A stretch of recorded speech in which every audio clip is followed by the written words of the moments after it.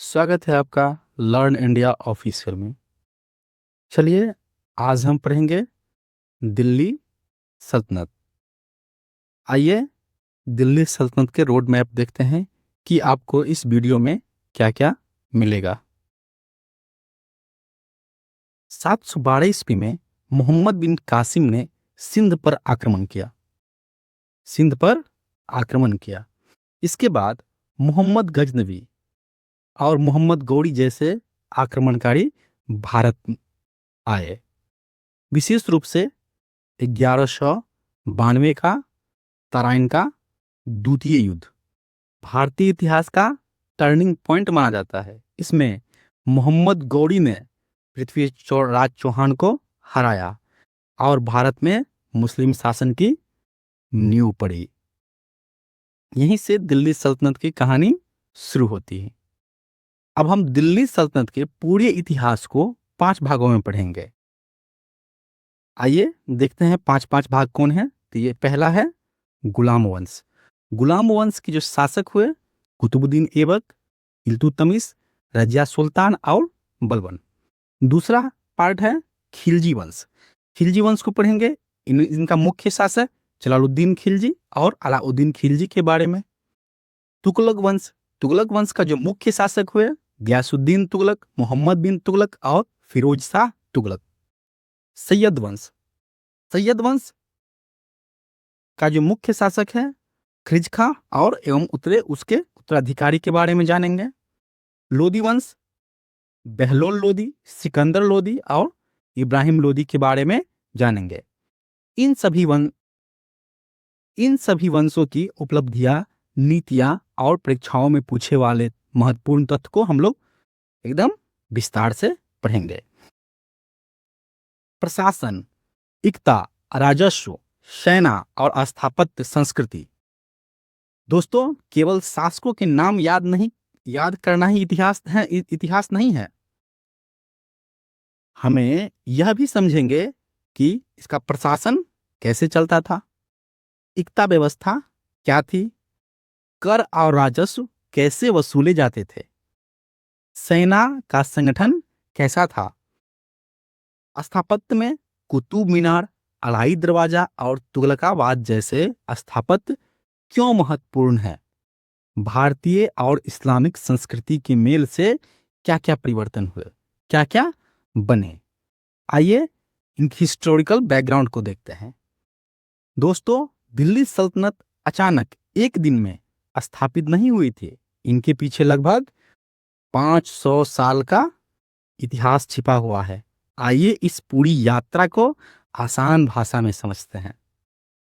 सबसे पहले 712 ईस्वी में अरब सेनापति मोहम्मद बिन कासिम ने सिंध पर अटैक किया। उस समय सिंध का राजा कौन था? राजा दाहिर। युद्ध में राजा दाहिर क्या हो गए? डिफीट हो गए और सिंध पर अरबों का अधिकार हो गया। यह भारत में इस्लाम के प्रवेश का पहला महत्वपूर्ण चरण माना जाता है। साथ साथ 1025 ईस्वी में मोहम्मद गजनवी का सोमनाथ मंदिर पर अटैक को देखते हैं। इस अटैक को होने में लगभग 300 साल लगा। मोहम्मद गजनवी ने गुजरात के प्रसिद्ध सोमनाथ मंदिर पर क्या कर दिया? अटैक कर दिया। उसका मुख्य उद्देश्य क्या था मोहम्मद गजनवी का? तो इसका मुख्य उद्देश्य था धन संपत्ति को लूटना। कहा जाता है कि उसने भारत पर कुल 17 बार आक्रमण किए। इस आक्रमण में जो सबसे फेमस था वो था 1025 का आक्रमण, जो सोमनाथ मंदिर को लूटा गया था। तराइन का प्रथम युद्ध। अब इतिहास एक निर्णायक मोड़ पर पहुंचता है। 1191 ईस्वी में मोहम्मद गौरी और पृथ्वीराज चौहान के बीच तराइन का प्रथम विश्व युद्ध होता है। इस युद्ध में पृथ्वीराज चौहान क्या हो गए? विजयी हो गए और मोहम्मद गौरी हार गए। यह विजय राजपूत की जो ख्याति थी उसमें 4 चांद लगा दी। आइए समझते हैं तराइन के द्वितीय युद्ध, जिसमें क्या हो गए, गौड़ी विजयी हो गए थे। यही युद्ध भारत के मध्यकालीन इतिहास का सबसे महत्वपूर्ण टर्निंग पॉइंट माना जाता है, क्योंकि इसके बाद उत्तरी भारत में मुस्लिम सत्ता की नींव मजबूत हो गई थी। देख लीजिए, मुस्लिम आना शुरू किया 712 में, 1025 और 1191 में, लेकिन 1192 आते आते मुस्लिम सत्ता की नींव जड़ बन गई। अब समझते हैं कि 1206 ईस्वी में क्या हो गया, मोहम्मद गौरी की डेथ हो गई। उसके बाद उनके गुलाम एवं सेनापति कुतुबुद्दीन ऐबक ने स्वयं को स्वतंत्र घोषित किया और यहीं से दिल्ली सल्तनत की आधिकारिक शुरुआत हो गई। तो दोस्तों, दिल्ली सल्तनत की स्थापना किसने किया, कुतुबुद्दीन ऐबक ने। कब, तो 1206 ईस्वी में शुरुआत किया। आइए अब समझते हैं अरबों के और तुर्कों में क्या अंतर था। तो देखते हैं दोस्त, बहुत से विद्यार्थी दोनों को एक जैसा समझ लेते हैं, किंतु इतिहास में इन दोनों की भूमिका बिल्कुल अलग है, डिफरेंट है। सबसे पहले हम अरबों की बात करते हैं। 712 ईस्वी में मोहम्मद बिन कासिम ने सिंध पर अटैक कर दिया। उसने राजा दाहिर को हराकर सिंध पर अधिकार तो कर लिया, लेकिन उसका प्रभाव मुख्यतः सिंध और उनके आसपास के क्षेत्र तक ही सीमित रहा। इसके आसपास तक क्षेत्र ही सीमित रहा। अब भारत में कोई बड़ा और अस्थायी साम्राज्य स्थापित नहीं कर सके। अरब जो थे भारत में बड़ा और मतलब कि अस्थायी साम्राज्य स्थापित नहीं कर सके, इसलिए अरबों का प्रभाव सीमित राजनीतिक प्रभाव और सांस्कृतिक संपर्क तक ही रहा। अब बात करते हैं तुर्कों की। तुर्कों में किसकी बात करते हैं, मोहम्मद गजनी की। मोहम्मद गजनी की हम लोग बात करते हैं। उसने भारत पर कुल 17 बार आक्रमण किए और सोमनाथ मंदिर सहित कई स्थानों को उसने लूटपाट किया, लेकिन उसका उद्देश्य शासन स्थापित करना नहीं था, केवल लूटपाट करना ही मोहम्मद गजनी का उद्देश्य था। इसके बाद आया मोहम्मद गौरी। गौरी केवल लूटने नहीं आया था, बल्कि भारत में अस्थायी शासन की स्थापित करना चाहते था। 1191 ईस्वी में तराइन के जो द्वितीय युद्ध हुआ, उसमें पृथ्वीराज चौहान का क्या हो गया, पराजय हो गया। यहीं से उत्तर भारत की राजनीति की सत्ता क्या गई, बदल गई। ठीक है, यही विजय आगे चलकर दिल्ली सल्तनत की नींव बनी, फाउंडेशन स्टोन। जो सेकेंड जो था तराइन का युद्ध, उसके बाद दिल्ली सल्तनत का फाउंडेशन स्टोन रखा गया। आइए अब मोहम्मद गजनवी और मोहम्मद गौरी के बारे में समझते हैं। दोनों क्या थे, विदेशी आक्रमणकारी थे, मोहम्मद गजनवी और मोहम्मद गौरी, और दोनों तुर्क थे, लेकिन उनके उद्देश्य और परिणाम बिल्कुल अलग थे। जैसे आप देखे होंगे कि एक ही मां के गर्भ से 2 पुत्र ए और बी जन्म लेते हैं, परंतु ए का लक्ष्य अलग होता है, उसका कैरेक्टर अलग होता है, बी का अलग। ठीक उसी प्रकार ये दोनों तुर्क थे, लेकिन दोनों का जो एम्बिशन था, महत्वाकांक्षा था, ये बिल्कुल अलग थे। आइए सबसे पहले बात करते हैं महमूद गजनवी की। महमूद गजनवी गजनी का शासक था। उसने भारत पर बार बार आक्रमण किए। उसका मुख्य उद्देश्य क्या था, अपार संपत्ति को, धन को लूटना। इसीलिए उसने मंदिरों, नगरों और धन संपत्ति से समृद्ध क्षेत्रों को क्या बनाया, निशाना बनाया। उसने भारत पर कुल 17 बार आक्रमण किए। उसका सबसे प्रसिद्ध जो आक्रमण था 1025 सोमनाथ का मंदिर। दोस्तों ध्यान रखिए कि महमूद भारत में अस्थायी शासन स्थापित करना नहीं चाहता था। वह लूट कर धन वापस कहाँ चाहता था? गजनी। वह लूटकर गजनी वापस चला जाता था। अब बात करते हैं मोहम्मद गौरी की। गौरी का उद्देश्य केवल लूटपाट करना ही तक सीमित नहीं था।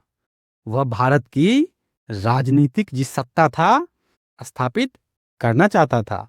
इसी कारण उसने उत्तर भारत में लगातार अभियान चलाए। 1191 ईस्वी में तराइन के प्रथम युद्ध में वह हार गया, लेकिन जस्ट एक वर्ष बाद 1192 ईस्वी में वापस आया और तराइन के द्वितीय युद्ध में पृथ्वीराज चौहान को क्या कर दिया? परास्त कर दिया, हरा दिया। यही विजय आगे चलकर दिल्ली सल्तनत का पिलर स्टोन जो कहते हैं गाड़ दिया। दोस्तों, यदि कोई पूछे कि मध्यकालीन भारत का सबसे महत्वपूर्ण युद्ध कौन था, तो इसका सही उत्तर क्या हो जाएगा? तराइन का द्वितीय युद्ध, जो 1192 में हुआ था। लेकिन उससे पहले हम दोनों युद्ध को समझना होगा कि कौन कौन युद्ध और क्या क्या हुआ था। तराइन का प्रथम युद्ध, यह इस युद्ध में जो प्रतिद्वंदी थे पृथ्वीराज चौहान और मोहम्मद गौरी के बीच तराइन के मैदान में पहला युद्ध हुआ। उस समय पृथ्वीराज चौहान अजमेर और दिल्ली के शक्तिशाली राजपूत थे। जब मोहम्मद गौरी ने भारत में अपना प्रभाव बढ़ाने का प्रयास किया, तब पृथ्वीराज चौहान ने उनका पुरजोर मुकाबला किया। इस युद्ध में राजपूत सेना ने अद्भुत वीरता दिखाई, अपनी प्रदर्शन अद्भुत दिखाई। गौरी को बुरी तरह पराजित कर दिया, उनको मुंह की खानी पड़ी थी। कहा जाता है कि युद्ध में गौरी घायल भी हुआ और बड़ी मुश्किल से अपनी जान बचाकर भाग सका। यह राजपूत शक्ति की एक शानदार विजय थी। इस युद्ध के महत्व को हम लोग जानते हैं। इस युद्ध में क्या हुआ? तो पृथ्वीराज चौहान विजयी हुए, मोहम्मद गौरी क्या हो गए? पराजय हो गए। राजपूत शक्ति का जो सैन्य प्रदर्शन अद्भुत रहा, अद्वितीय, अकल्पनीय इनका प्रदर्शन रहा। लेकिन विजय के बाद राजपूत ने गौरी को पूरी तरह पीछा नहीं किया, उनको पूरी तरह खदेड़ा नहीं। यह एक बड़ी राजनीतिक भूल हुई। इनका भूल का परिणाम क्या है? तो तराइन का द्वितीय युद्ध जो 1192 में हुआ। एकदम ढीठ मतलब आदमी था मोहम्मद गौरी। वह हार बिल्कुल नहीं माना। उसने अपनी सेना को पुनर्गठित किया, हौसला बढ़ाया और अगले ही वर्ष 1192 ईस्वी में फिर भारत आया। इस बार उसने नई रणनीति अपनाई। उसकी सेना तेज घोड़सवारों और तीरंदाजों से लैस थी। कहा जाता है कि समय के साथ जो चलेगा वही जिएगा। Survival of the fittest. किसने लिखा है बताइए कमेंट बॉक्स में। चलिए, दूसरी ओर राजपूती जो सेना थी वो अपने पारंपरिक जो ओल्ड मेथड था उनका युद्ध करने का, उसी पर टिके हुए थे, उसी पर निर्भर थे। युद्ध में गौरी की रणनीति सफल रही और पृथ्वीराज चौहान को पराजय का स्वाद चखना पड़ा। आइए इन युद्ध को हम लोग महत्व के बारे में जानते हैं। इस युद्ध में क्या हो गए? मोहम्मद गौरी विजयी हुए, पृथ्वीराज चौहान पराजय हो गए। उत्तर भारत में इस युद्ध का परिणाम क्या हुआ? तो उत्तर भारत में तुर्क शक्ति का बोलबाला हो गया, उनका स्थापना हो गया। दिल्ली और अजमेर पर तुर्कों का नियंत्रण हो गया। ठीक है, और आगे चलकर दिल्ली सल्तनत की स्थापना का मार्ग प्रशस्त हुआ। आइए दिल्ली सल्तनत की कोर फीचर्स के बारे में हम लोग जानते हैं। दोस्तों, अब तक हमने दिल्ली सल्तनत की स्थापना और इनके इतिहास को समझा। अब हम आगे जानेंगे कि दिल्ली सल्तनत की मुख्य विशेषता क्या थी, इनका कोर फीचर्स क्या था। परीक्षाओं में इन टॉपिक से बहुत महत्वपूर्ण क्वेश्चन पूछे जाते हैं, क्योंकि इससे प्रशासन, संस्कृति, शासन व्यवस्था समझने में मदद मिलती है। आइए इनकी जो प्रशासन व्यवस्था है उनको समझते हैं। दिल्ली सल्तनत में शासन पूरी तरह कैसा था? सेंट्रलाइज था। सुल्तान ही राज्य का सर्वोच्च अधिकारी था। सभी महत्वपूर्ण निर्णय जैसे कि सेना, कर, न्याय और प्रशासन सुल्तान के नियंत्रण में ही होते थे।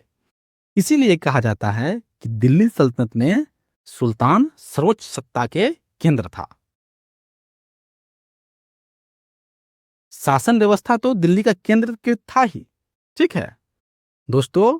आज सरकारी कामकाज हिंदी और अंग्रेजी में होता है, लेकिन दिल्ली सल्तनत के समय प्रशासन की जो मुख्य भाषा थी, ये क्या थी? फारसी। कौन? पर्शियन। इसी भी पर्शियन भी कहा जाता है। क्या? पर्शियन, फारसी थी। दरबार, सरकारी आदेश, राजस्व, अभिलेख, साहित्य का अधिकांश भाग फारसी भाषा में लिखे जाते थे। इसीलिए फारसी केवल भाषा नहीं, बल्कि प्रशासन और संस्कृति का माध्यम बन गए। आइए दोस्तों, एक बार फिर से इसको कुछ मुख्य पॉइंट्स देख लेते हैं। दिल्ली सल्तनत की राजकीय भाषा क्या थी? तो बोलेंगे फारसी। अमीर खुसरो ने फारसी साहित्य को क्या किया? समृद्ध कर दिया। दिल्ली सल्तनत के शासकों ने बड़ी और अस्थायी सेना की नींव रखी। सेना कैसा? परमानेंट। इनका मुख्य उद्देश्य क्या था परमानेंट रखने का? इसका मुख्य उद्देश्य था राज्यों की सिक्योरिटी, विद्रोहों का दमन एवं नए क्षेत्रों को अपने राज्य में जोड़ना, राज्य को विस्तार करना। विशेष रूप से अलाउद्दीन खिलजी ने सेना में कई सुधार किए। आइए दोस्तों देखते हैं कि दाग एवं घोड़ों पर निशान और हुलिया प्रणाली इसकी देन है अलाउद्दीन खिलजी का। सेना का महत्व बढ़ाया गया, ठीक है, अलाउद्दीन खिलजी ने। अब आते हैं महत्वपूर्ण टॉपिक पर। क्या है? इक्ता व्यवस्था। सुल्तान अपने अधिकारियों को वेतन के बदले भूमि से प्राप्त राजस्व वसूलने का अधिकार देता था। इस भूमि क्षेत्र को ही क्या कहा जाता था? इक्ता। इससे प्रशासन और सेना दोनों का संचालन आसान हो गया। आइए अब समझते हैं इंडो इस्लामिक जो दोनों संस्कृति जो मैचअप हुआ, इससे क्या क्या हुआ। तो दिल्ली सल्तनत के दौरान भारतीय और इस्लामिक परंपरा का क्या हो गया? समन्वय हो गया, एक दूसरे से मेल हो गया। इसी मेल से नई संस्कृति की विकसित हुई, जिसे हम इंडो इस्लामिक कल्चर कहते हैं। इसका प्रभाव क्या क्या देखे गए, क्या क्या रिजल्ट हुआ इनको मिलने से? तो इनका प्रभाव हम देखे कहाँ कहाँ? तो स्थापत्य में, क्या चीज में? स्थापत्य में हम लोग देखे, और म्यूजिक में, साहित्य में और पहनावे में इनका हम लोग प्रभाव देखे। आप और भी अभी भी देख सकते हैं कि मतलब स्पष्ट रूप से इनको पढ़िएगा तो दिखाई देगा आपको। कुतुब मीनार इनका एग्जाम्पल है कि इंडो इस्लामिक स्थापत्य कहलाता है। कुतुब मीनार एकदम जीता जागता उदाहरण है। अमीर खुसरो सांस्कृतिक समन्वय का प्रतीक है। आइए अब सल्तनत काल की पूरी टाइमलाइन को हम लोग समझते हैं। यह स्लाइड पूरे अध्याय की क्या है? रीड है, बैकबोन है पूरे अध्याय की। यदि आपको यह क्रम याद हो गया तो सल्तनत काल को समझ लीजिए कि मैंने आधा इनको कवर कर लिया। आइए गुलाम वंश की तरफ देखते हैं। तो 1206 ईस्वी में गुलाम वंश की स्थापना किसने किया? कुतुबुद्दीन ऐबक ने। इसी के साथ गुलाम वंश की शुरुआत हो गई। इस वंश के प्रमुख शासक कौन थे? तो कुतुबुद्दीन ऐबक, इल्तुतमिश, रजिया सुल्तान और बलबन। यह दिल्ली सल्तनत का पहला वंश था। कौन? गुलाम वंश। अब देखते हैं खिलजी वंश। 1290 ईस्वी में गुलाम वंश का अंत हुआ और खिलजी वंश अपने सत्ता में आए 1290 में। इनका संस्थापक कौन था? इसका संस्थापक था जलालुद्दीन खिलजी। लेकिन इनके सबसे जो प्रसिद्ध शासक थे, जो फेमस शासक थे, इनका नाम क्या है? अलाउद्दीन खिलजी। इन्होंने बाजार नियंत्रण प्रणाली, दक्षिण भारत की अभियान और मंगोल आक्रमण से रक्षा के लिए बहुत ही ज्यादा क्या है? फेमस है, बहुत ज्यादा फेमस है। अब देखते हैं तुगलक वंश को। तुगलक वंश की स्थापना 1320 ईस्वी में कौन किए? तो गयासुद्दीन तुगलक ने किए। इनके बाद जो शासक आए वो कौन थे? सबसे फेमस MBT, मोहम्मद बिन तुगलक। इसके बाद फिरोज शाह तुगलक आए।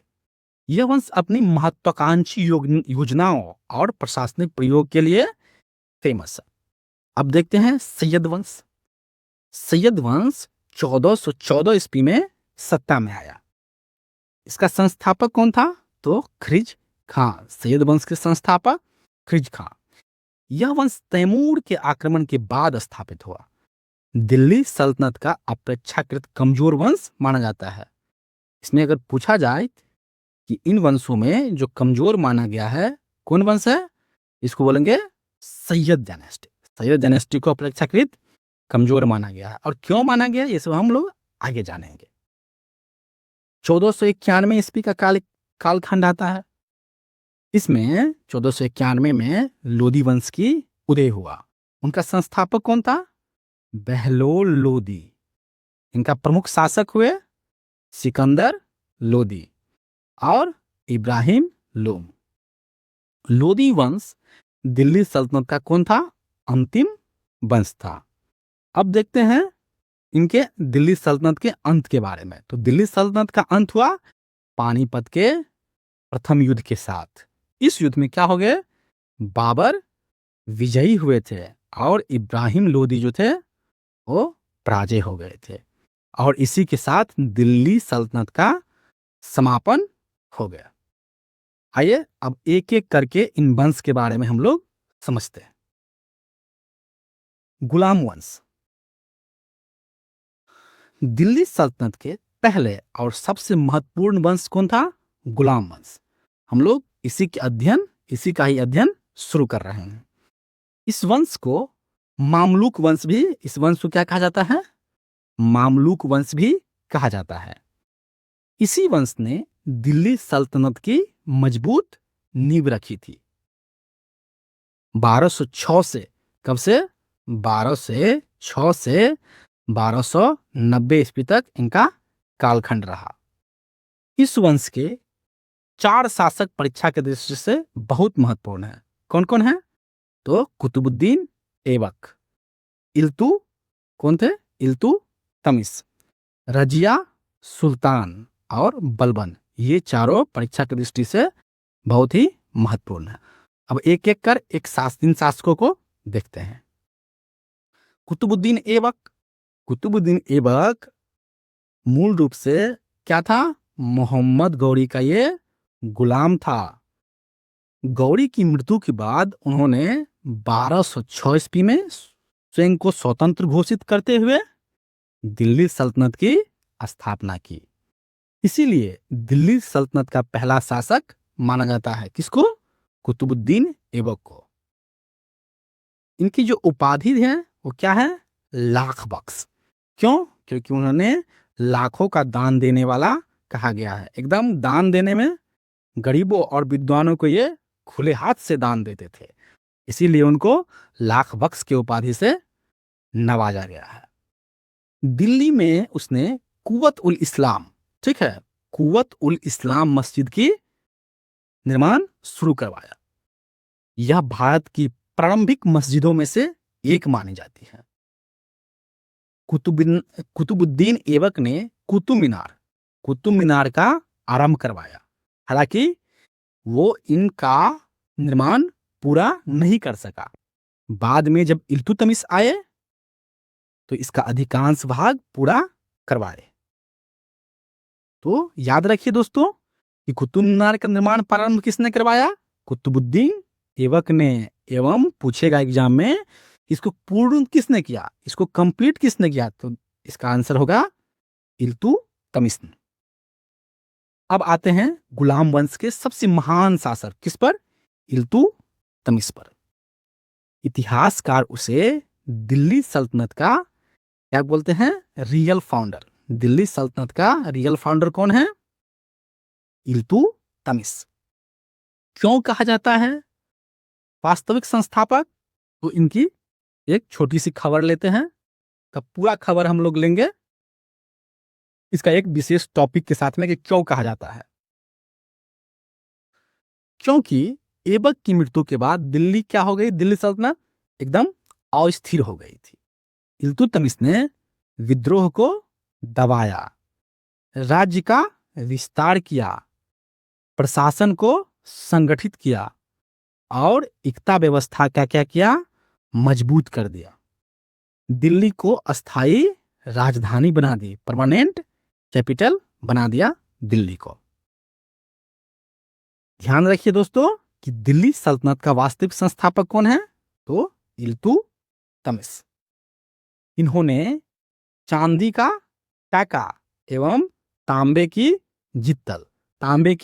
जित्तल मुद्रा जारी किए। इन्होंने ही चहलगाने जो 40 तुर्क अमीर का दल का गठन किया था। अब आते हैं रजिया सुल्तान पर। वह भारतीय इतिहास की अत्यंत महत्वपूर्ण शासिका रही। वह दिल्ली सल्तनत की ही नहीं बल्कि भारत की पहली मुस्लिम शासिका रही, रजिया सुल्तान। इल्तुतमिश ने अपनी योग्यता के कारण रजिया को उत्तराधिकारी चुना। अब देखते हैं रजिया की क्या इंपोर्टेंस थी, तो क्या क्या उन्होंने किया। तो रजिया ने जो प्रथा चल रही थी उसका पालन नहीं किया और पुरुषों की तरह दरबार में आए। उसने शासन को मजबूत करने का प्रयास किया, लेकिन अमीर तुर्कों को भाता कहाँ?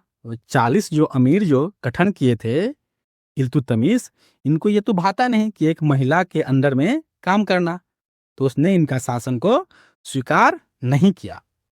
अंततः 1240 आते आते इनकी शासन क्या हो जाती है? रजिया सुल्तान की समाप्त हो जाती है। दोस्तों याद रखिएगा इसका महत्वपूर्ण पॉइंट क्या है? पहली मुस्लिम महिला शासिका कौन थी? रजिया सुल्तान। अब आते हैं गुलाम वंश के अंतिम महान शासक किस पर? बलबन पर। बलबन का मुख्य उद्देश्य क्या था? इनका उद्देश्य था सुल्तान की प्रतिष्ठा को सर्वोच्च बनाना। इनकी नीतियां बहुत ही ज्यादा फेमस है। इनका सिद्धांत था राजसत्ता का सिद्धांत। ठीक है। बलबन स्वयं को क्या बोलते थे? जिले इलाही। क्या बोलते थे?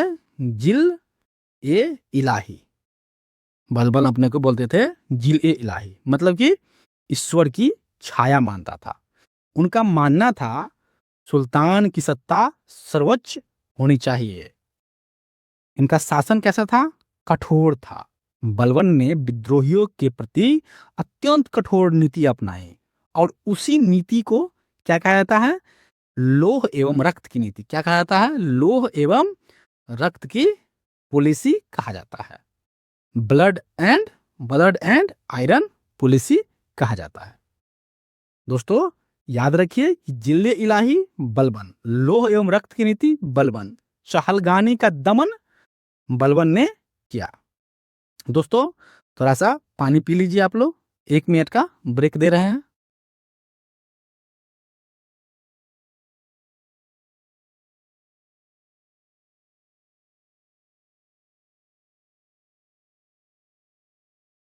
चलिए अब शुरू करते हैं एकदम महत्वपूर्ण पॉइंट के साथ में।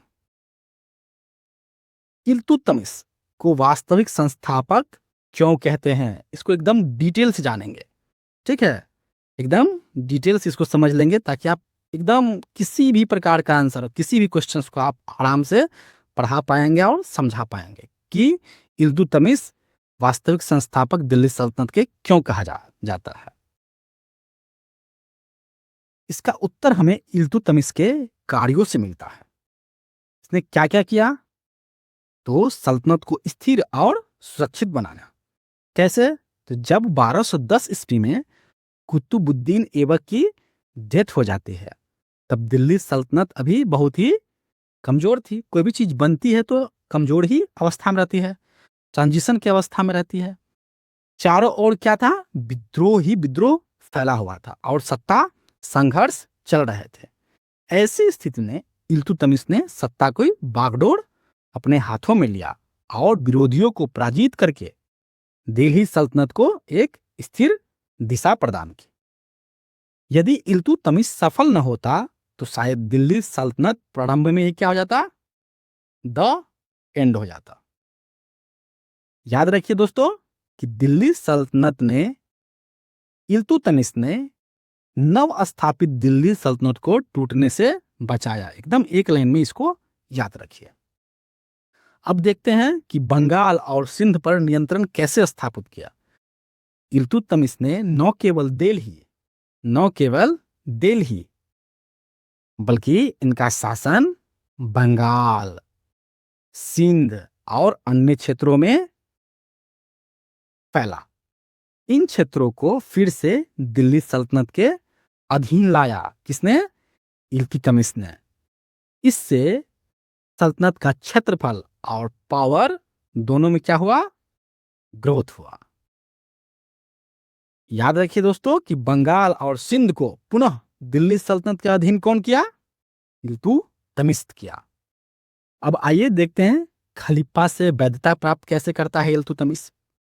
मध्यकालीन इस्लामी दुनिया में बगदाद के जो खलीफा थे, जिसे हम क्या कहते हैं? धार्मिक, जो रिलीजियस जो लीडर होते थे, ठीक है, वो इस्लामिक दुनिया में बगदाद के खलीफा होते थे। इससे उन्होंने 1229 में इल्तुतमिश को खलीफा से क्या हो गई? मान्यता प्राप्त हो गई, मतलब कि वैलिड हो गया। उसे सम्मानपूर्वक राजकीय प्रतीक और प्रमाण पत्र, एक सर्टिफिकेट भेजे गए। उससे उनकी सत्ता को धार्मिक और राजनीतिक वैधता में। तो याद रखिए दोस्तों, खलीफा से मान्यता प्राप्त करने वाला पहला दिल्ली सुल्तान कौन था? इल्तुतमिश। अब आइए देखते हैं इक्ता व्यवस्था को मजबूत किया। इक्ता व्यवस्था को मजबूत किया। इक्ता का अर्थ क्या होता है, उनको समझते हैं पहले। तो राजस्व प्राप्त करने के लिए अधिकारियों को भूमि क्षेत्र देना। इससे प्रशासन और सेना को क्या हो गया? मजबूत आधार मिला। उसको राजस्व मिलता था इक्ता देने से, तो स्वाभाविक बात है जो शासन प्रशासन है ये तो मजबूत होगा ही। तो याद रखिए दोस्तों कि इक्ता व्यवस्था को व्यवस्थित रूप देने का श्रेय किसका है? तो इल्तुतमिश का है। देखिए कितना कार्य कर रहा है। और सुरक्षा में इन्होंने 40 दल, इल्तुतमिश ने 40 शक्तिशाली तुर्क अमीरों का एक समूह बनाया, जिसे चहलगानी या चालीसा दल कहा जाता है। शुरुआत में इस समूहों ने शासन में मदद की, हालांकि बाद में यही समूह कई बार सत्ता संघर्ष का कारण भी बना। स्वाभाविक बात है, हर आदमी चाहता है कि हम पावर में आवे। तो याद रखिए दोस्तों, चहलगानी 40 तुर्क अमीरों का समूह, इसके संगठनकर्ता कौन हुए? तो श्रीमान इल्तुतमिश। अब देखते हैं इनकी मुद्रा व्यवस्था में क्या क्या सुधार हुए। इल्तुतमिश ने पहली बार व्यवस्थित मुद्रा प्रणाली लागू की। उसने चांदी की टाका एवं तांबे की जित्तल जारी किया। यही आगे चलकर दिल्ली सल्तनत की मानक मुद्रा बनी। ठीक है, स्टैंडर्ड जो मुद्रा थी ये बनी थी, करेंसी बनी थी। आइए अब समझते हैं दिल्ली सल्तनत के मजबूत बनाने में दो चीज बहुत बड़ी महत्वपूर्ण भूमिका निभाई। क्या क्या निभाई? तो दिल्ली सल्तनत के दो हथियार के रूप में जो काम किए क्या क्या था? ये था इक्ता व्यवस्था। क्या था? इक्ता व्यवस्था और बलबन की नीति। आइए दोस्तों, इन दोनों चीज को हम लोग समझते हैं। इक्ता व्यवस्था मतलब प्रशासनिक और आर्थिक नियंत्रण, और बलबन की नीतियां राजनीतिक एवं सैन्य का कंट्रोल को हम लोग देखेंगे। अगर इन दोनों को समझ लिया जाए तो दिल्ली सल्तनत की शक्ति का रहस्य समझ में आ जाएगी। आइए भाग 1 को देखते हैं। इक्ता व्यवस्था। सबसे पहले समझते हैं इक्ता व्यवस्था को कैसे ये कार्य करता था। तो राज्य सरकार अपने अधिकारी को क्या देते हैं? वेतन देती है। क्या देती है? सैलरी देती है। लेकिन मध्यकालीन भारत में मध्यकाल में वेतन देने का तरीका ही क्या था? सिस्टम अलग था। सुल्तान अपने अधिकारियों को भूमि का, लैंड का एक पार्ट देते थे, जिससे वे क्या करते थे? राजस्व प्राप्त करते थे। इसी क्षेत्र को, जो लैंड दिए थे शासक अपने पदाधिकारी को, इसी क्षेत्र को क्या कहा जाता था? इक्ता। इक्ता एकदम आज कॉन्सेप्ट क्लियर ही कर लेना है। इसके बाद दिल्ली सल्तनत में इक्ता मतलब सब कुछ एकदम पूरा क्रिस्टल एंड क्लियर हो जाना चाहिए। चलिए अब मुक्ति समझते हैं। मुक्ति किसे कहते हैं? ठीक है, तो जिस अधिकारी को इक्ता दिया जाता था उसे क्या कहा जाता था? उसे मुक्ति कहा जाता था। उसका काम क्या था मुक्ति का? तो मुक्ति का काम था टैक्स को वसूली करना, कानून व्यवस्था बनाए रखना, सेना का रखरखाव करना, आवश्यकता पड़ने पर सुल्तान को सैनिक के सपोर्ट करना, सैनिक को भेजना। इक्ता और सेना। बच्चों, इक्ता व्यवस्था केवल कर वसूली की व्यवस्था नहीं थी, इससे सेना का भी भरण पोषण चलता था। मुक्ति अपने क्षेत्र से आय प्राप्त करता और उसी से सैनिकों का खर्च उठाता। इस प्रकार एक ही व्यवस्था से राजस्व भी मिलता और सेना भी बनी रही। तो याद रखिएगा कि इक्ता बराबर राजस्व का एरिया, राजस्व का क्षेत्र, और इक्तादार या मुक्ति मतलब इक्ता का अधिकारी। और इक्ता व्यवस्था का संगठित रूप किसने दिया? तो इल्तुतमिश ने। दिल्ली सल्तनत की प्रशासनिक रीढ़ क्या थी? थी इक्ता का सिस्टम। अब आइए समझते हैं बलबन की नीति। अब बलबन की नीति पर एक एक कड़ी को हम लोग ध्यान से समझेंगे। जब बलबन सत्ता में आया तब सल्तनत में क्या चल रहा था? विद्रोह और षड्यंत्र बढ़ ही गया था। कैसे? क्योंकि ये जो 40 जो दल था ये तो अपना अब बाह पसारेंगे ना, ठीक है, तो इसको बलबन ने एकदम जल्दी से भाफ गया। ठीक है, उसने फैसला किया कि सुल्तान की जो शक्ति है सर्वोच्च होनी चाहिए, सुल्तान ही सबसे ऑलमाइटी पावरफुल होना चाहिए। उसने क्या क्या नीति अपनाई? तो उनकी नीति जो सबसे फेमस है, रक्त एवं लोह की नीति, blood and iron policy. Balban ने विद्रोहियों और अपराधियों के प्रति अत्यंत कठोर नीति अपनाई।